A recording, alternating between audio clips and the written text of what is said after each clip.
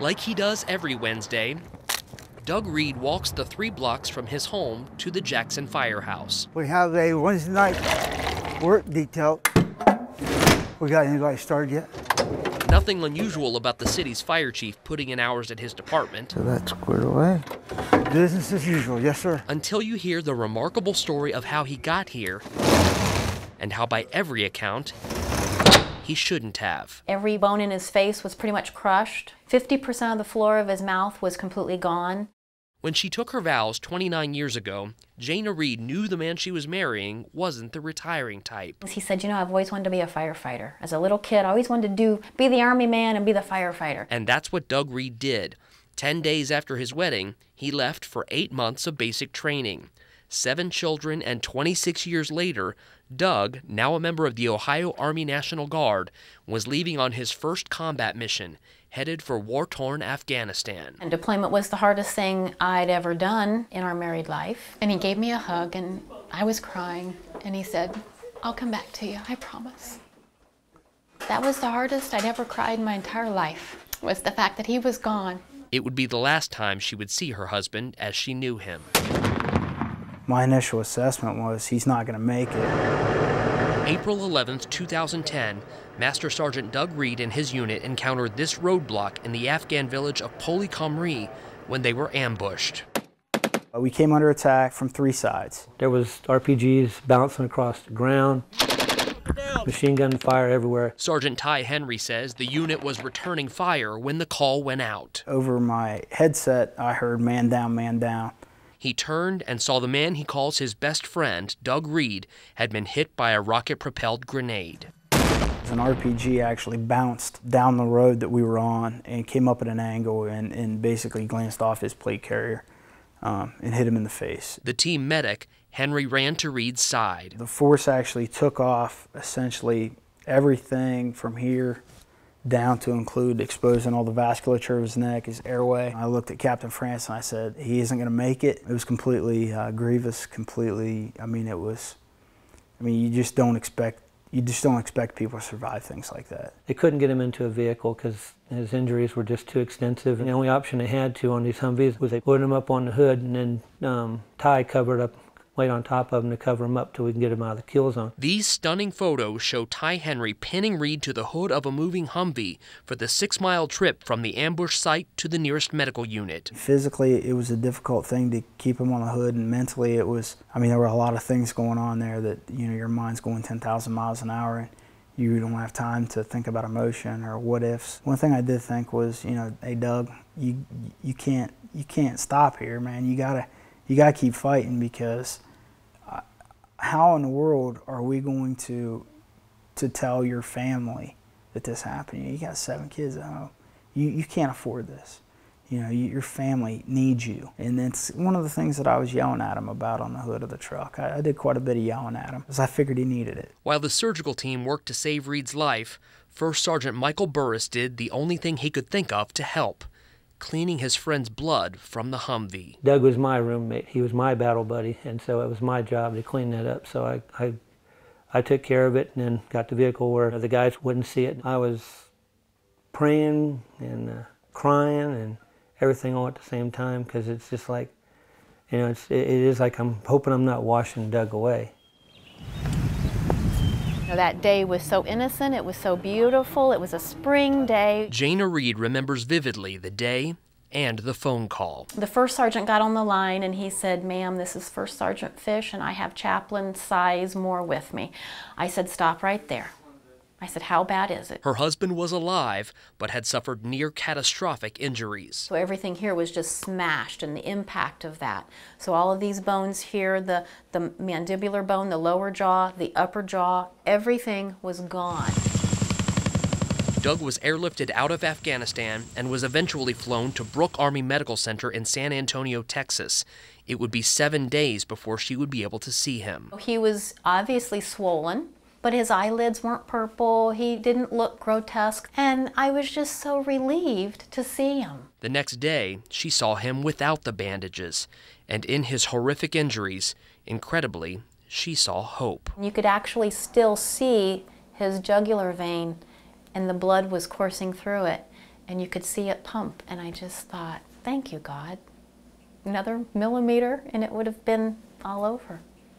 But Doug's crisis was far from over. His doctors prepared Jana for the worst. I didn't tell the kids, I didn't tell anybody that what the doctors told me, that it was that serious.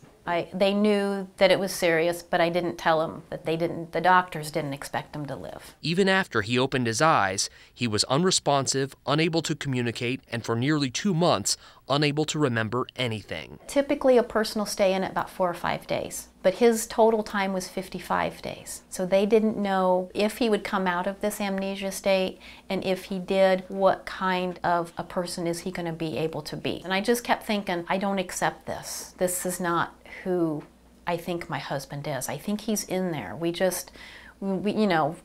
just prayed that God would give us some kind of sign just every day to keep me moving forward. And he did. Every day there was some little miracle that I knew that Doug's in there and somehow he's going to get out. 7 weeks after the ambush, when Jana brought their children to see him for the first time, Doug had a breakthrough. We didn't know, is he in there? Oh, the lights are not on. Is anybody home? And when he went up to them and he called them their pet name, like Baby Girl and Saber Man, it was just so exciting for all of us. And we all began to cry because it was confirmation. He's really in there. It was like almost like he'd never left. Recovery didn't come quickly or easily. He was almost like a 2-year-old. Success was measured in syllables, and moments were like mountains. When you can't think of a day at a time, take it moment by the time. And there were times when I had to get through this minute. Just get me through this minute, God. But in ways big and small, again and again, Doug defied expectations. He just kept proving everybody wrong. I hated to do it, but I was able to compare. I would look at that person in that room, and the wife would come every day, and she'd brush his teeth, and he was the same every day. But my husband wasn't. Every day was a little bit different. My husband was walking, and my husband began to talk. So I just kept taking any little bit of positive, and I just focused on that positive. In a series of operations, doctors worked to rebuild Doug's broken face, harvesting bone from his leg to replace his jaw and tissue from his leg to replace his lower palate and cheek. But it was clear early on that no amount of surgery would make him look like he once had. He went to the mirror and he looked, and I could just see the expression on his face was, not good. When I looked in the mirror, it was just the I guess, magnitude of the injury. It obviously was disfiguring, and noticed I didn't have my finger, noticed that teeth were gone. So I think one of my initial fears,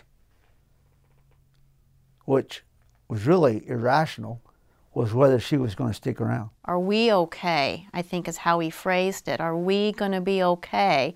And no matter how many times I kept saying, we're going to be fine, we're going to get through this, just wait and see. I promise you, we're going to do this together. I don't think he really believed me. There was another question that haunted him, since he had no memory of how he was hurt. I guess you could just say, I was worried, was I a coward and got hurt, or was I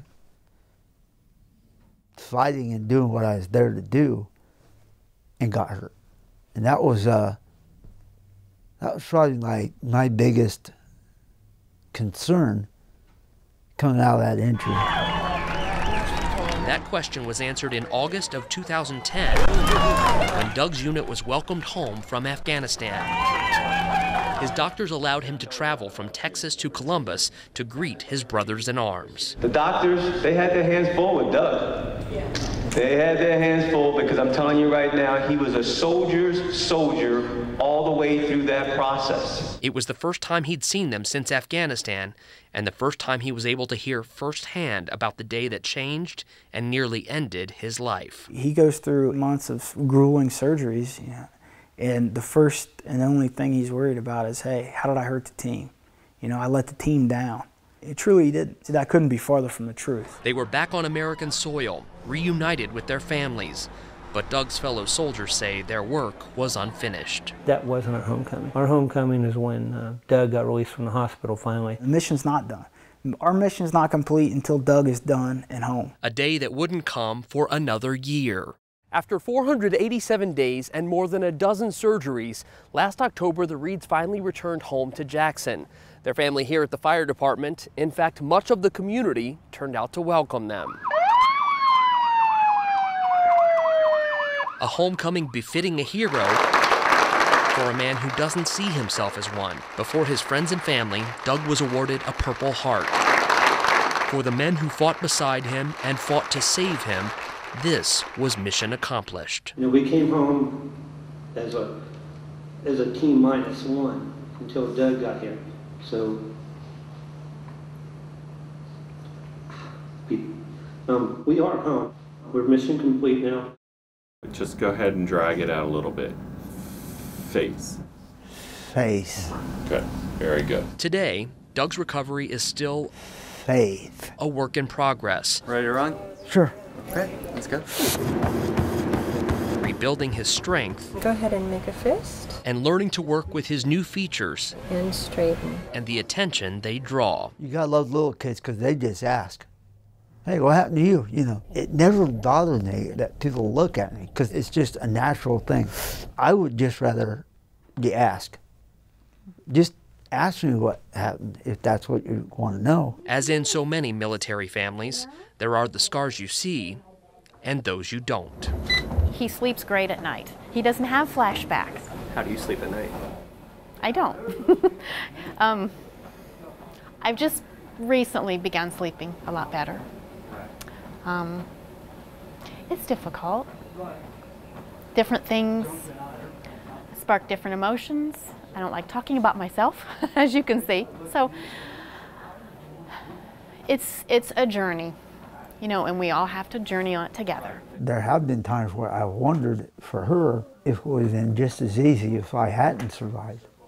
Her wound and scars have almost been continual. She had to deal with the trauma of the injury, then recovery, and now the appointments for therapies and everything that goes along with that. They thought they knew the risks of the military when they signed on, but today they will tell you they were wrong. Most people think that when you go to war, you're going to die. My mom didn't want me to join the Army in 1983 because her son was going to join the Army and go die. So we talked about that. What you don't consider is, what if you don't die? What about living with the aftermath of injury? That's your wife over there? My heart fills with pride whenever I watch him because a lesser man would not be doing this. A lesser man wouldn't have been sitting here. Today, Doug Reed's military career is coming to an end, but he's far from done serving. I want to just get integrated back into the team. He's back at the firehouse in Jackson. Back home. Really, honestly, it's something I love doing. Having faced the fire of combat, ready to once again put his life on the line. It's not the journey he planned. And he said, your husband's not going to make it till Friday. It's not the outcome anyone predicted.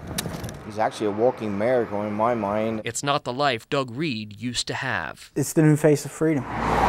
From small-town Ohio to a battlefield half a world away to the brink of death. It's just really no more than it's a chapter in my life. And it's just a turn of the page. And finally, back home. Hey there. Hey, sweetie pie. How you doing? I'm doing good. Good. How was your time? Great. Good to see you.